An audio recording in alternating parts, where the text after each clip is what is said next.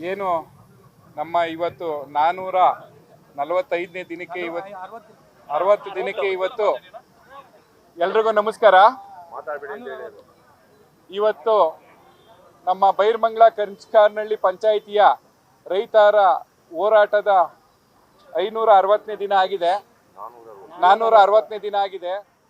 ಇವತ್ತಿನ ಈ ಒಂದು ಪರಿಸ್ಥಿತಿಗೆ ಕಾರಣ ಆಗಿರೋದು ನಮ್ಮ ಇವತ್ತಿನ ನೂತನ ಸಿಎಂ ಆದಂತ ನಮ್ಮ DK ಶಿವಕುಮಾರ್ ಸಾಹೇಬರು. ಅವರ ಹಠ ಇವತ್ತು ರೈತರನ್ನ ಬೀದಿಗೆ ತಂದು 460 ದಿನದಿಂದನೂ ಕೂಡ ಅವ್ರನ್ನ ಬೀದಿಲಿ ಕುಂಡಿಸುವಂತ ಕೆಲಸಕ್ಕೆ ಕೈ ಹಾಕಿದ್ದಾರೆ.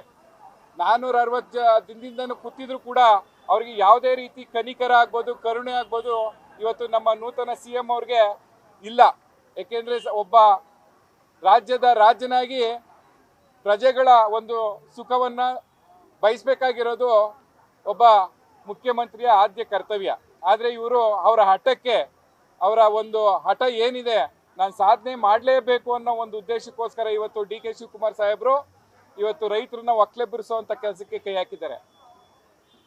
ಇವತ್ತು ಏನು ಮೊದಲನೇದಾಗಿ ನನ್ನ ಮಾತು ಏನಂದ್ರೆ, ಈ ಒಂದು ಹೋರಾಟಕ್ಕೆ ನಮ್ಮ ಎಲ್ಲ ಮಾಧ್ಯಮಗಳು 460 ದಿನದಿಂದನೂ ಕೂಡ ನಮ್ಮ ರೈತರ ಪರವಾಗಿ ನಿಂತಿರೋದು ನನಗೆ ತುಂಬಾ ನನ್ನ ಹೃದಯ ತುಂಬಿ ಅವರಿಗೆ ಧನ್ಯವಾದವನ್ನ ಅರ್ಪಿಸ್ಬೇಕಾಗುತ್ತೆ. ಏಕೆಂದ್ರೆ ಇವತ್ತು ಮಾಧ್ಯಮದವರಿಂದನೇ ಇವತ್ತು ಈ ಮಟ್ಟಕ್ಕೆ ಇವತ್ತು ನಮ್ಮ ಹೋರಾಟವನ್ನ ಹತ್ತಿಕ್ಕುವಂತ ಕೆಲಸ, ಅಂದ್ರೆ ಅವ್ರಿಗೆ ಒಂದು ರೈತರಿಗೆ ಒಂದು ಒಳ್ಳೆ ಸಪೋರ್ಟ್ ಕೊಡೋ ಕೆಲಸವನ್ನ ಮಾಧ್ಯಮ ಮಾಡ್ಕೊ ಬರ್ತಾ ಇದೆ.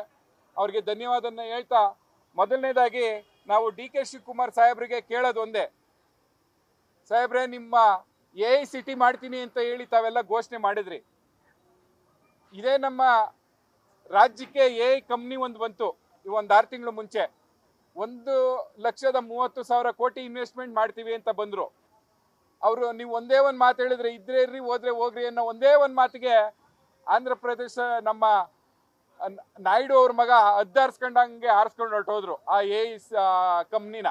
1,30,000 ಕೋಟಿ ಇನ್ವೆಸ್ಟ್ಮೆಂಟ್ ಮಾಡ್ತೀನಿ ಅಂತ ಬಂದಂತ ಕಂಪ್ನಿಗೆ ಸುಮಾರು 30,000 ಜನಕ್ಕೆ ಉದ್ಯೋಗ ಕೊಡ್ತೀವಿ, ಡೈರೆಕ್ಟ್ ಆಗಿ ಇಂಡೈರೆಕ್ಟ್ ಆಗಿ ಸುಮಾರು 2 ಲಕ್ಷ ಜನಕ್ಕೆ ಉದ್ಯೋಗ ಕೊಡ್ತೀವಿ ಅಂತ ಬಂದಂತ ಕಂಪ್ನಿನ ಸೀದಾ ಒಂದೇ ಒಂದು ಮಾತಲ್ಲಿ ಎಗರಿಸಿ ಕಳಿಸ್ಬಿಟ್ರಿ ನೀವು ಬೇರೆ ರಾಜ್ಯಕ್ಕೆ. ಮತ್ತೆ ಇಲ್ಲಿ ಇನ್ಯಾವ ರೀತಿ ನೀವು AICT ಮಾಡ್ತಾ ಇದ್ದೀರಾ ಅಂತ ನಮ್ಗೆ ನಿಜವಾಗಿ ಗೊತ್ತಾಯ್ತಾ ಇಲ್ಲ. ಯಾವ ರೀತಿ ಮಾಡ್ಬೇಕು ಅನ್ಕೊಂಡಿದ್ದೀರಾ ಅಂತ ನಮ್ಗೆ ನಿಜವಾಗಿ ಗೊತ್ತಾಯ್ತಾ ಇಲ್ಲ. ಏಕೆಂದ್ರೆ ಇದರಲ್ಲಿ ಸ್ಪಷ್ಟತೆ ಒಂದು ಗೊತ್ತಾಯ್ತಾ ಇರೋದೇನಂದ್ರೆ, ದುಡ್ಡು ಮಾಡಬೇಕು ಅನ್ನೋದು ಒಂದೇ ಒಂದು ಉದ್ದೇಶ. ಈ ಮೂಲಕ 2 ವರ್ಷದ ಮುಂಚೆ 2,600 ಎಕರೆ ಗೋಮಾಳ ಇತ್ತು ಅಂತ ನೀವು ಹೇಳ್ತಾ ಇದ್ರಿ. ಸರ್ಕಾರದಿಂದ ನಾವೆಲ್ಲ ಪಾಣಿಗಳೇ ಆಗ್ಲಿ ಮತ್ತೆ ಮೆಟೇಷನ್ ಆಗ್ಲಿ ಚೆಕ್ ಮಾಡಿದಾಗ 2,600 ಎಕರೆ ಇತ್ತು. ಈಗ 600 ಎಕರೆಗೆ ತಂದು ನಿಲ್ಸಿದ್ದೀರಾ ಅಂದ್ರೆ ಇನ್ನು 2,000 ಎಕರೆ ಏನಾಯ್ತು? ಅದನ್ನ ತನಿಖೆ ಆಗ್ಲೇಬೇಕಲ್ವಾ? ದಯಮಾಡಿ ಅದನ್ನ ನಾವು ಈ ಮೂಲಕ ಒತ್ತಾಯ ಮಾಡೋದು, ತನಿಖೆ ಮಾಡಿ. ನೀವು ಏನ್ ರಿಯಲ್ ಎಸ್ಟೇಟ್ ದಂಧೆ ಮಾಡೋರು ಮಾತ್ರ ಇಲ್ಲಿ ಕೂತಿದ್ದಾರೆ ಅಂತ ನೀವು ಹೇಳ್ತಾ ಇದ್ದೀರಲ್ಲ, ನಿಜವಾದ ರಿಯಲ್ ಎಸ್ಟೇಟ್ ದಂಧೆ ಮಾಡ್ತಾ ಇರೋರು ಯಾರು? ಸುಮಾರು 80% ಜನ ರೈತರು ಇವತ್ತು ಇದ್ರ ವಿರುದ್ಧವಾಗಿದ್ದಾರೆ.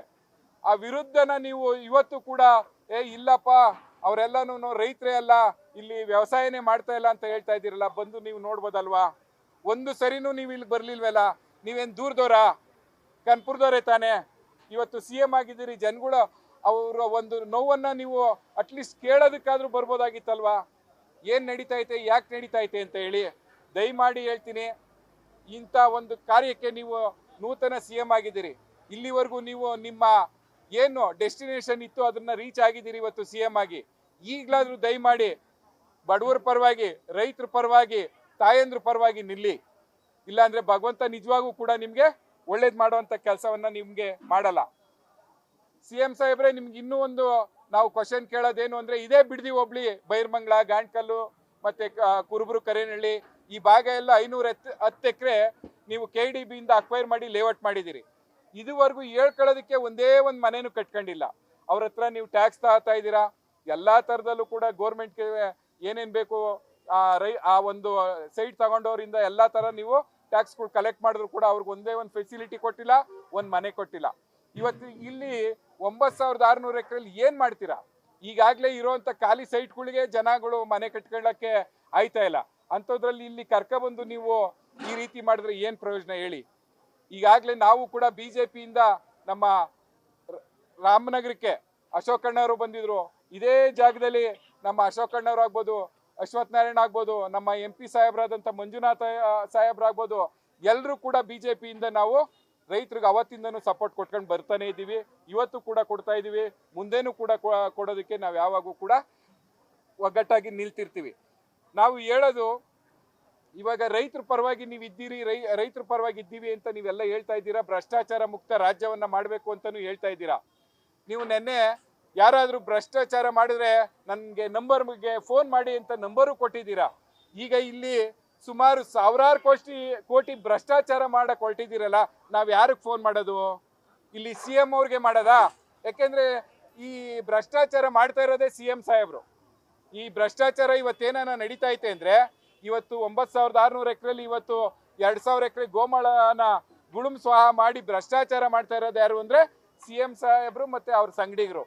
ಇವಾಗ ಯಾರಿಗೆ ಫೋನ್ ಮಾಡೋದು? ನಾವು ಯಾರಿಗೆ ಫೋನ್ ಮಾಡೋದು ಹೇಳಿ? ಮಾಧ್ಯಮ ಸ್ನೇಹಿತರುಗಳನ್ನೇ ಕೇಳ್ತೀನಿ, ನಾವು ಯಾರಿಗೆ ಫೋನ್ ಮಾಡಿ ಇಲ್ಲಿ ಭ್ರಷ್ಟಾಚಾರ ಆಯ್ತೈತೆ ಇದ್ರ ಬಗ್ಗೆ ತನಿಖೆ ಮಾಡಿ ಅಂತ ನಾವು ಯಾರನ್ನ ಕೇಳೋದು? ಇದನ್ನ ದಯವಿಟ್ಟು ನೀವು ಸ್ಪಷ್ಟತೆಯನ್ನ ನೀವು ಕೊಡ್ಲೇಬೇಕಾಗುತ್ತೆ. ಮತ್ತೆ ನಾವು ಈಗಾಗಲೇ ಎಲ್ಲರೂ ಕೂಡ ಮಾತಾಡಿದ್ದೀವಿ, ಲಕ್ಷಾಂತರ ಮರಗಳಿದ್ದಾವೆ, 6 ಲಕ್ಷ ಲೀಟ್ರು ಬರ್ತಾ ಇದೆ. ಒಂದು ಸಣ್ಣ ಅರ್ಧ ಎಕರೆ ಇಟ್ಕೊಂಡಿರೋರು ಕೂಡ ತಿಂಗಳಿಗೆ 50,000 ಸಂಪಾದನೆ ಮಾಡುವಂಥ ರೈತರಿದ್ದಾರೆ. 2 ಎಕರೆ 3 ಎಕರೆ 5 ಎಕರೆ 10 ಎಕರೆ ಇರುವಂಥ ರೈತರುಗಳಿದ್ದಾರೆ. ಅವರೆಲ್ಲ ಲಕ್ಷಾಂತರ ರೂಪಾಯಿ ಪ್ರತಿ ತಿಂಗಳು ವರಮಾನವನ್ನ ತಗೋತಾ ಇದ್ದಾರೆ. ಇದ್ರ ಬಗ್ಗೆ ಎಲ್ಲ ತಾವೆಲ್ಲರೂ ಕೂಡ ನಿಮ್ಗೆಲ್ಲ ಮನವರಿಕೆ ಆಯ್ತಾ ಇಲ್ವಾ? ಇದೇ ನಿಮ್ಮ ತಮ್ಮ ಅವರು DK ಸುರೇಶ್ ಅವರು ಬಮೂಲ್ ಅಧ್ಯಕ್ಷರಾಗಿದ್ದಾರೆ. ಈ 2 ಪಂಚಾಯತಿಯಿಂದ ಹಾಲು 6 ಲಕ್ಷ ಲೀಟರ್ ಬರ್ತಾ ಇದೆ ಅಂತ ತಮ್ಗೆ ಅರಿವಿಗೆ ಬರ್ಲಿಲ್ವಾ? ನೀವು ಸುರೇಶ್ ಅಣ್ಣವ್ರೆ ನೀವು ಹೇಳಲಿಲ್ವಾ ಇಲ್ಲಿ ಪ್ಯೂರ್ ಎಲ್ಲ ರೈತರೇ ಇರೋದು ಅಂತ ನಿಮ್ ಗಮನಕ್ಕೆ ಬರ್ತಾನೆ ಇಲ್ವಾ? ಇದನ್ನ ಯಾಕೆ ಇಷ್ಟೊಂದು ಹಠ ಮಾಡಿ ನೀವು ಮಾಡ್ಬೇಕು ಅಂತ ಹೊರಟಿದ್ದೀರಾ ಅಂತ ನಮ್ಗೆ ನಿಜವಾಗಿ ಗೊತ್ತಾಯ್ತಾ ಇಲ್ಲ. ದುಡ್ಡು ಮಾಡ್ಬೇಕಾ ಇದ್ರಲ್ಲೇ? ಈಗಾಗಲೇ ನೀವು ಸಾಕಷ್ಟು ದುಡ್ಡು ಮಾಡಿದ್ದೀರಿ, ಅಧಿಕಾರ ಅನುಭವಿಸ್ತಾ ಇದ್ದೀರಿ. ಎಲ್ಲಾನು ಇದ್ದು ಕೂಡ ನೀವು ಯಾಕೆ ಇಲ್ಲಿರುವಂತ ಬಡ ರೈತರುಗಳನ್ನ ನೀವು ಯಾಕೆ ಕರುಣೆಯಿಂದ ನೋಡ್ತಾ ಇಲ್ಲ? ಯಾಕೆ ಈ ಕೆಲಸ ನೀವು ಮಾಡ್ತಾ ಇಲ್ಲ? ದಯಮಾಡಿ ಹೇಳ್ತೀವಿ, ಈಗಾಗಲೇ 3 ಗ್ರಾಮಗಳಿಗೆ ನೀವು ಫೈನಲ್ ನೋಟಿಫಿಕೇಶನ್ ಮಾಡಿಬಿಟ್ಟಿದ್ದೀರಿ. 3 ಗ್ರಾಮದಲ್ಲಿ 240 ಜನ ಮಾತ್ರ ನಮಗೆ ಒಪ್ಪಿಗೆ ಇದೆ ಅಂತ ಹೇಳ್ತಾ ಇದ್ದಾರೆ. 740 ಜನದಲ್ಲಿ 240 ಜನ ಏನು, ಇನ್ನ 500 ಜನ ರೈತರು ಇದ್ರ ವಿರೋಧವಾಗಿದ್ದಾರೆ. ಯಾಕೆ ನೀವು ಈ ಕೆಲಸ ಮಾಡ್ತಾ ಇದ್ದೀರಿ?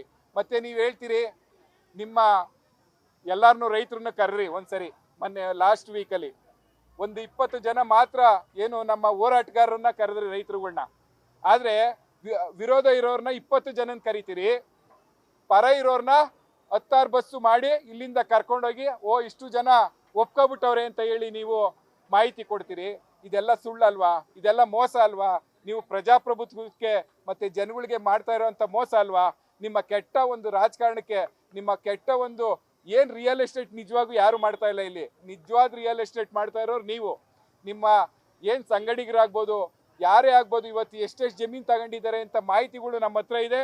ಬೇಕಾದ್ರೆ ಅದ್ರಲ್ಲ ಲೀಸ್ಟ್ ಸಮೇತ ನಿಮ್ಗೆ ನಿಮ್ಮ ಮಾಹಿತಿ, ನಿಮ್ಮ ಬೆಂಬಲಿಗರು ಯಾರ್ಯಾರು ತಗೊಂಡಿದ್ದಾರೆ ಅಂತ ಲೀಸ್ಟ್ ಬೇಕಾದ್ರೂ ನಾವು ಮುಂದಿನ ದಿನದಲ್ಲಿ ಕೊಡೋದಕ್ಕೂ ನಾವು ತಯಾರಿದ್ದೀವಿ. ದಯಮಾಡಿ ದುಡ್ಡೇ ಪ್ರಪಂಚ ಅಲ್ಲ. ಯಾಕೆಂದ್ರೆ ಎಲ್ಲರೂ ಕೂಡ ಒಂದಿನ ಹೊರಟೈತಾರೆ. ಹೋಗೋದ್ರಲ್ಲಿ ಒಳ್ಳೆ ಕೆಲಸ ಮಾಡಿ ಇಲ್ಲಿರುವಂತ ಪರಿಸರನ್ನ ಉಳಿಸಿ. ಮಲೆನಾಡಿದಂಗಿದೆ, ಆ ಮಲೆನಾಡು ಪ್ರದೇಶ ನಮ್ಮ ಬಿಡದಿ ಭಾಗದಲ್ಲಿ ಇವತ್ತು ಇದೆ ಅಂದ್ರೆ ಇವತ್ತು ನೆಮ್ಮದಿಯಾಗಿ ಬದುಕ್ತಾ ಇದ್ದಾರೆ ರೈತರೆಲ್ಲ. ಹಾಗಾಗಿ ದಯಮಾಡಿ ಹೇಳ್ತಾ ಇದ್ದೀನಿ, ಈ ಒಂದು ಅಕ್ವೈರ್ನ ನೀವು ಸ್ಟಾಪ್ ಮಾಡಿ. ಇಲ್ಲಾಂದ್ರೆ ಮುಂದಿನ ದಿನದಲ್ಲಿ ನಾವು ಕ್ರಾಂತಿ ಮಾಡುವ ಮೂಲಕ ರಕ್ತ ನಾವು ಕೊಟ್ಟು ಇದನ್ನ ಉಳಿಸ್ಕೊಳ್ಳುವಂತ ಕೆಲಸಕ್ಕೆ ನಾವು ಕೈ ಹಾಕ್ಲೇಬೇಕಾಗುತ್ತೆ. ನೀವು ಏನೇ ಮಾಡಿದ್ರು ಕೂಡ ಯಾವುದೇ ಕಾರಣಕ್ಕೂ ನಾವು ಈ ಜಾಗವನ್ನ ಬಿಟ್ಕೊಡೋದಕ್ಕಾಗ್ಲಿ, ಯಾವುದೇ ಕಾರಣಕ್ಕೂ ನಾವು ಜಾಗವನ್ನ ಬಿಟ್ಕೊಡೋದಕ್ಕಾಗ್ಲಿ ಅಥವಾ ಪರಿಸರ ನಾಶ ಮಾಡೋದಕ್ಕಾಗ್ಲಿ, ರೈತರನ್ನ ಊಳೆಬ್ಳಿಸೋದಕ್ಕಾಗ್ಲಿ ಯಾವುದಕ್ಕೂ ನಾವು ಅವಕಾಶ ಕೊಡಲ್ಲ ಅಂತ ಹೇಳ್ತಾ ಇದೀವಿ.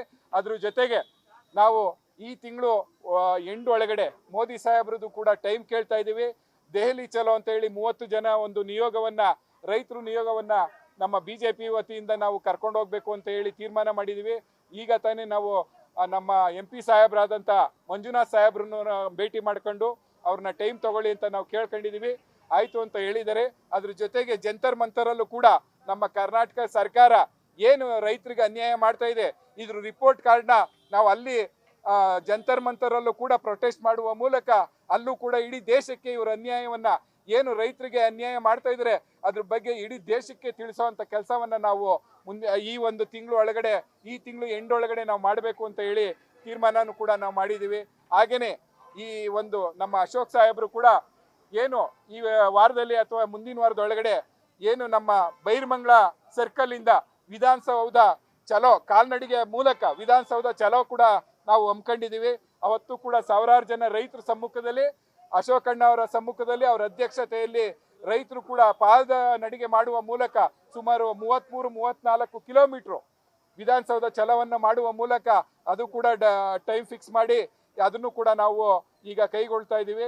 ಹಾಗಾಗಿ ಇವತ್ತು ಎಲ್ಲದಕ್ಕೂ ನಿಂತಿರ್ತಕ್ಕಂಥ ನಮ್ಮ ಮಾಧ್ಯಮ ಮಿತ್ರರಿಗೆ ನಾನು ಮತ್ತೊಮ್ಮೆ ಧನ್ಯವಾದವನ್ನ ಅರ್ಪಿಸ್ತಾ, ಇವತ್ತು ನೀವು ಮನೆಗೆ ಮತ್ತೆ ಹೊಲಗಳಿಗೆ, ಗದ್ದೆಗಳಿಗೆ, ತೋಟಗಳಿಗೆ ಏನು ಅನ್ನದಾತ ಇವತ್ತು ನಮ್ಗಿದ್ರೇನೆ ನಮ್ಮ ಜೀವನ ಅನ್ನೋದನ್ನ ನೀವೇನು ಇವತ್ತು ಪ್ರೂವ್ ಮಾಡ್ತಾ ಇದ್ದೀರಿ. ನಾನು ತುಂಬಾ ಮತ್ತೊಮ್ಮೆ ಧನ್ಯವಾದ ಹೇಳ್ತಾ ಈ ಒಂದು ಆಮೇಲೆ ಈಗಾಗಲೇ ನಮ್ಮ ಮೇಲೆ 10 ಜನದ ಮೇಲೆ FIR ಕೂಡ ಮಾಡಿಸಿದ್ರು ಇದೇ ಕಾಂಗ್ರೆಸ್ ಅವರು. ನಾವು ಬಿಡದಿ ಪಾದಯಾತ್ರೆ ಮಾಡಿದಾಗ ಮತ್ತೆ ಇಲ್ಲಿ ಸರ್ಕಲ್ ಅಲ್ಲೂ ಪಾದಯಾತ್ರೆ ಮಾಡ್ಕೊ ಬಂದಾಗ FIR ಕೂಡ ಮಾಡಿಸಿದ್ರು ನಮ್ಮ ಮೇಲೆ. ಈ ಒಂದು ಕಾರ್ಯವನ್ನ ಅಂದ್ರೆ ಇವ್ರದ್ದೇನು ಇಲ್ಲ, ದುಡ್ಡು ಮಾಡಬೇಕು. ಈಗ ಇರೋವಂಥ ಆಸ್ತಿ ಎಲ್ಲಾದ್ರೂ ಹೊಡಿಬೇಕು. ಅವ್ರ ಲೈಫಲ್ಲೆಲ್ಲ ರಾಜಕೀಯ ಮಾಡ್ಕೊಂಡು ದುಡ್ಡು ಮಾಡ್ಕೊಂಡು ಬಂದಿರೋರೆ. ಹಾಗಾಗಿ ಇವರು FIR ಮಾಡಿಸಿದ್ರು ಸರಿ, ಅವ್ರೇನು DK ಶಿವಕುಮಾರ್ ಸಾಹೇಬ್ರು ಹೇಳಿದ್ರು, ಹೊಡೆದ್ರು ಸರಿ, ಬಡಿದ್ರು ಸರಿ, ಏನಂದ್ರು ಸರಿ, ನಾನು ಮಾಡೋದು ಬಿಡಲ್ಲ ಅಂತ. ಅಂದ್ರೆ ಅವ್ರ ಹಠಾನ ನಾವು ಅರ್ಥ ಮಾಡ್ಕೋಬೇಕಾಯ್ತೈತೆ. ದಯಮಾಡಿ ಇಂಥದನ್ನೆಲ್ಲಾದ್ರೂ ಕೂಡ ನೀವು ಕೈ ಬಿಡಿ. ಇಲ್ಲಿರೋ ಪ್ರಾಣಿ ಪಕ್ಷಿಗಳಿಗೆ ಬೆಲೆ ಕೊಡಿ, ಇಲ್ಲಿರೋ ನಮ್ಮ ರೈತರಿಗೆ ಬೆಲೆ ಕೊಡಿ, ಇಲ್ಲಿರೋ ಪರಿಸರಕ್ಕೆ ಬೆಲೆ ಕೊಡಿ. ಈ ಒಂದು ಕಾರ್ಯವನ್ನ ಉಳಿಸುವಂತ, ಯಾಕೆಂದ್ರೆ ಮುಂದಿನ ಪೀಳಿಗೆ ಎಲ್ಲೋಗುತ್ತೆ? ನಮ್ಮ ರೈತರು ಮಕ್ಕಳು ಮೊಮ್ಮಕ್ಕಳು ಎಲ್ಲೋಗಿ ಜೀವನ ಮಾಡ್ಬೇಕು ಹೇಳಿ? ಇನ್ನೊಬ್ರು ಮನೆ ಬಾಗ್ಲಲ್ಲಿ ಹೋಗಿ ವಾಚ್ಮೆನ್ ಕೆಲಸ ಮಾಡ್ಬೇಕಾ? ದಯಮಾಡಿ ಸುರೇಶ್ ಅವರೇ, ನೀವು ಇವತ್ತು ಬಮೂಲ್ ಅಧ್ಯಕ್ಷ ಆಗಿದ್ದೀರಿ. ಏನು ಇವತ್ತು 6 ಲಕ್ಷ ಲೀಟ್ರು ದಯಮಾಡಿ ನಿಮ್ಮ ಅಣ್ಣವ್ರಿಗೆ ತಿಳಿಸೋ ಅಂತ ಕೆಲಸ ಮಾಡಿ.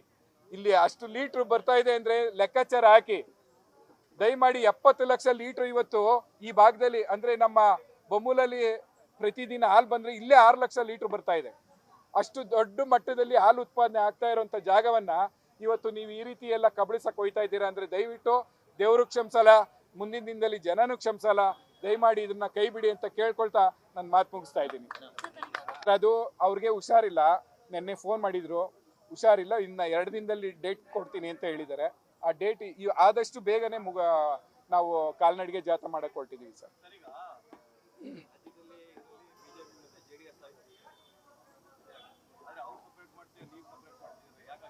ಸರ್ ಹಾಗೇನಿಲ್ಲ, ಸಪ್ರೇಟು ಅಂತ ಏನಿಲ್ಲ ಸರ್. ಈಗ ನಿನ್ನೆ ಅವ್ರ ಟೈಮಿಂಗ್ಸ್ ಇತ್ತು, ನಾವು ನಮ್ಮ ಯಾರಾದ್ರೂ ಬರ್ತಾರ ಅಂತ ಕೇಳ್ತಾ ಇದ್ವಿ, ಯಾರು ದೊಡ್ಡವ್ರು ಯಾರಾದ್ರೂ ಬರ್ತಾರ ಪ್ರೆಸ್ ಮೀಟ್ಗೆ ಅಂತ ಹೇಳಿ ನಾವು ಟೈಮ್ ತಗೋಬೇಕಾಯ್ತು. ನಿನ್ನೆ ನಿಖಿಲಣ್ಣ ಅವರು ಮತ್ತೆ ಮಂಜಣ್ಣ ಅವರೆಲ್ಲ ಸೇರ್ ಮಾಡಿದ್ರು. ಇವತ್ತು ಅವ್ರಿಗೆ ಹುಷಾರಿಲ್ಲದೆ ಇರೋದ್ರಿಂದ, ಆಮೇಲೆ ನಮ್ಮ ಅಶೋಕ್ ನಾರಾಯಣ್ ಸಾಹೇಬ್ರು ಕೂಡ ಹೊರಗಡೆ ಹೋಗಿದ್ರು. ಹಾಗಾಗಿ ನಾವು ಸ್ವಲ್ಪ ಇದಾಯ್ತು ಸರ್. ಇಲ್ಲ ಸರ್, ಮುಂದಿನ ದಿನದಲ್ಲಿ ನಾವೆಲ್ಲ ಜೊತೆಲೆ ಮಾಡ್ತೀವಿ. JDS ಮತ್ತೆ BJP ಒಟ್ಟಿಗೆನೆ ನಾವು ಜೊತೆಲಿ ಮಾಡಿ ಇವತ್ತು ಡೆಲ್ಲಿಗೆ ಹೋಗೋ ಕೆಲಸವನ್ನು ಕೂಡ ಮಂಜಣ್ಣವ್ರ ಹತ್ರ ಮತ್ತೆ ನಿಖಿಲಣ್ಣವ್ರ ಹತ್ರ ಮಾತಾಡಿ ನಾವು ಅದ್ರೂ ಕೂಡ ಇನ್ನೂ ಹೆಚ್ಚಿಗೆ ಜನ ಏನೋ ನಮ್ಮ ಆಗೋದಾದ್ರೆ ಅವ್ರನ್ನೂ ಕರ್ಕೊಂಡು ಜೊತೆಲಿ ಹೋಗುವಂತ ಕೆಲಸ ಮಾಡ್ತೀವಿ ಸರ್. ಯಾವುದು ಇಲ್ಲ ಸರ್. ಸರ್ ಈಗ ಅಶೋಕಣ್ಣ ಹೇಳಿದ್ದೇನು, ಬೆಂಗಳೂರಲ್ಲಿರೋ ಒತ್ತಡ ಅಂದ್ರು, ಏನು ಟ್ರಾಫಿಕ್ ಜಾಮ್ನ ಜನಗಳು ತಗೊಂಡೋಗಿ ಲೇಔಟ್ ಮಾಡಿ ಅಂತ ಹೇಳಿದ್ರು. ಅವ್ರು ಬಾಯ್ಬಿಟ್ಟು ಏನೋ ಹೇಳಿದ್ರ, ನೀವು ಲೇಔಟ್ ಮಾಡಿ.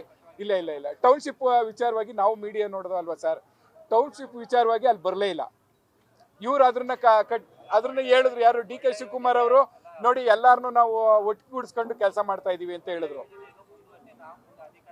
ಯೋಜನೆ ಬಗ್ಗೆ ಹೇಳಿಲ್ಲ ಸರ್. ಇಲ್ಲಿನ ಒತ್ತಡ ಅಂತ ಹೇಳಿದ್ರು. ಯಾವ್ದನ್ನ, ಇಲ್ಲಿ ಒತ್ತಡ ಇದೆ, ಒತ್ತಡ ಕಮ್ಮಿ ಮಾಡೋದಕ್ಕೆ ಏನ್ ಮಾಡ್ತೀರೋ ಮಾಡಿ ಅಂತ ಅಂದ್ರು ಸರ್. ಈಗ ಟ್ರಾಫಿಕ್ ಜಾಮ್ ಇದೆಯಲ್ಲ ಸರ್, ಬೆಂಗಳೂರಲ್ಲಿ ಮೇಜರ್ ಇಶ್ಯೂ ಯಾವ್ದು ಸರ್?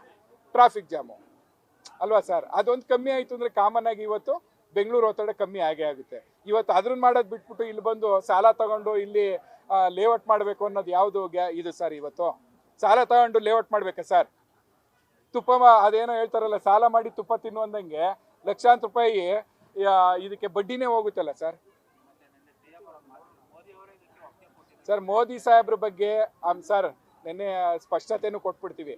ಮೋದಿ ಸಾಹೇಬ್ರು ಅದಕ್ಕೇನೆ ಇದನ್ನ ಯಾಕೆ ಇವರು ಹೇಳಿರೋದು ಹೇಳಿಕೆ ಕೊಟ್ರಲ್ಲ CM ಸಾಹೇಬ್ರು, ಅದನ್ನ ಸುಳ್ಳು ಅಂತ ಹೇಳ್ಬೇಕು. ಯಾಕೆಂದ್ರೆ ಮೋದಿ ಸಾಹೇಬ್ರಿಗೆ ಇಲ್ಲಿನ ಚರಿತ್ರೆ ಏನು ಅಂತಾನೆ ಗೊತ್ತಿಲ್ಲ, ಇಲ್ಲಿನ ವಾಸ್ತವಿಕತೆನೇ ಏನು ಅಂತ ಗೊತ್ತಿಲ್ಲ. ಏನೋ ಕೇಳಿರ್ತಾರೆ ಕ್ಯಾಶುವಲ್ ಆಗಿ, ಇಲ್ಲೊಂದು ಟೌನ್ಶಿಪ್ ಮಾಡ್ತಾ ಇರ್ತೀನಿ ಅಂತ. ಅವ್ರು ಹೇಳಿರ್ತಾರೆ ಏನೋ ಮಾಡಪ್ಪ ಒಳ್ಳೇದಾಗ್ಲಿ, ಇನ್ನೇನು ಕೆಟ್ಟದ್ದು ಮಾಡು ಅಂತ ಹೇಳ್ತಾರ, ಒಳ್ಳೇದಾಗ್ಲಿ ಮಾಡಿ ಅಂತ ಹೇಳಿರ್ತಾರೆ. ಇವ್ರು ಅದನ್ನ ಇಲ್ಲಿ ಈ ರೀತಿ ಬಿಂಬಿಸುವಂತ ಕೆಲಸವನ್ನ ಮಾಡ್ತಾ ಇದ್ದಾರೆ. ಅದಕ್ಕೋಸ್ಕರನೇ ನಾವು ಕೂಡ ಇವತ್ತೊಂದು ರಿಪೋರ್ಟ್ ಮಾಡಿ ಮೋದಿ ಸಾಹೇಬ್ರಿಗೆ ರಿಪೋರ್ಟ್ ಮಾಡಿ ವಿಡಿಯೋ ಸಮೇತ ಇಲ್ಲಿನ ಡ್ರೋನ್ ಸರ್ವೆ ಮಾಡಿ ಎಲ್ಲಾ ಸರ್ವೆ ತರನು ಮಾಡಿ ನಾವು ಮೋದಿ ಸಾಹೇಬ್ರಿಗೆ ತಗೊಂಡೋಗಿ ಅವ್ರಿಗೆ ಚಿತ್ರಣವನ್ನ ತೋರಿಸೋ ಮೂಲಕ ಇಲ್ಲಿನ ವಾಸ್ತವಿಕತೆಯನ್ನ ನಾವು ಅವ್ರಿಗೆ ಹೇಳೋ ಮೂಲಕ ಇಲ್ಲಿನ ವಾಸ್ತವಿಕತೆಯನ್ನ ಮನಮುಟ್ಟೋ ಹಂಗೆ ನಾವು ಮಾತಾಡಬೇಕು ಅಂತ ಹೇಳಿ ಈಗಾಗಲೇ ನಾವು ನಮ್ಮ MP ಸಾಹೇಬ್ರಿಗೆ ಹೇಳಿದ್ದೀವಿ. ಅವರು ಕೂಡ ಟೈಮ್ ತಗೋತೀನಿ ಅಂತ ಹೇಳಿದ್ದಾರೆ. ಆದಷ್ಟು ಬೇಗ ನಾವು ದೆಹಲಿ ಚಲನು ಕೂಡ ನಾವು ಮಾಡ್ತಾ ಇದ್ದೀವಿ ಸರ್. ನ್ಯೂಸ್ ಫಸ್ಟ್ ನಿರ್ಭೀತಿಯಿಂದ ನಿಮ್ಮ ಪರವಾಗಿ.